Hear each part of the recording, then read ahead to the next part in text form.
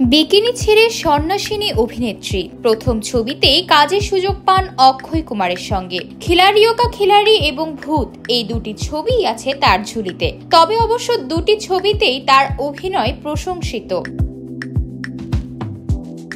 Box অফিসে এনেছিল সাফল্য। শুধু তাই নয়, সৌন্দর্য প্রতিযোগিতায় সুস্মিতা সেন, ঐশ্বরিয়া রায় বচ্চনের যোগ্য প্রতিদ্বন্দ্বী ছিলেন বরখা মদন। তার প্রথম সিনেমার নায়ক ছিলেন অক্ষয় কুমার। সিনেমা প্রেমীরা এক নামেই চিনতেন তাকে। বিকিনি পরিহিত পাঞ্জাবি কন্যার উজ্জ্বল উপস্থিতি পর্দায় উষ্ণতা ছড়াতো, কিন্তু সেই উষ্ণতা ছড়ানো নায়িকা এখন পর্দায় অনুপস্থিত। সম্প্রতি প্রকাশে এসেছে তার কিছু ছবি। বরখার নতুন রূপ দেখে স্তম্ভিত বলিউড। মণ্ডিত মস্তক তিনি, পরনে রক্তবস্ত্র। বিকিনি ছেড়ে বরখা এখন বৌদ্ধ সন্ন্যাসিনী। নতুন নাম গ্যালটেন সামনেট।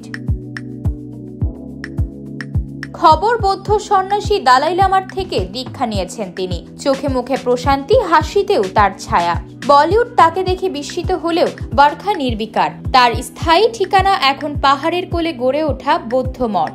ছবি বলছে সেখানেই ভালো আছেন তিনি। জাগতিক সব চাওয়া পাওয়ার ঊর্ধ্বেই বুঝি উঠে গিয়েছেন তিনি।